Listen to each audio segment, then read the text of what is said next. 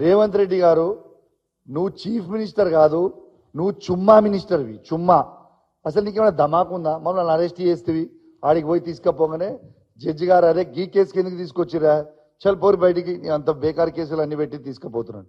ఆడికి పోయినాక ఎన్ని అబద్ధాలంటే, నన్ను కలెక్టర్ గారు పిలిచి ఇన్విటేషన్తో నేను పోయిన తర్వాత నా మీద కంప్లైంట్ ఎవరితో ఇప్పిస్తారు?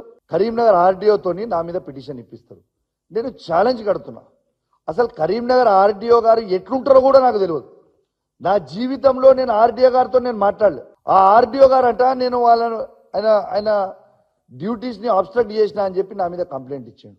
నేను ఛాలెంజ్ కడతా ఉన్నా, అదే ఆర్డీఓ గారిని ఒక్క వీడియో మొత్తం లైవ్ క్లిప్పింగ్ అయింది కదా, ఆ ఆర్డీఓ గారిని నేను డిస్టర్బ్ చేయించినట్టు ఒక్క వీడియో, ఆయనని అడ్డుకున్నట్టు ఒక్క వీడియో క్లిప్ నాకు చూపిస్తే, మొత్తం లైవ్ స్క్రీనింగ్ అయింది. ఆర్డీఓ ఒక దిక్కుంటాడు, మేము ఒక దిక్కుంటాం. అసలు ఒక్క వీడియో క్లిప్ చూపించినా నేను నా ఎమ్మెల్యే పదవికి రాజీనామా చేస్తా.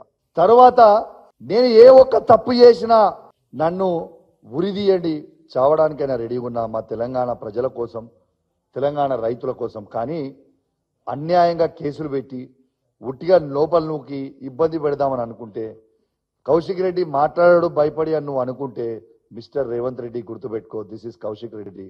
అందరికంటే మంచిగా నీకు తెలుసు నా సంగతి. నువ్వు ఎంత ఎక్కువ చేస్తే ఇంకా అంత ఎక్కువ నేను చేస్తా తప్పితే నీకు భయపడే ప్రసక్తే ఉండదు.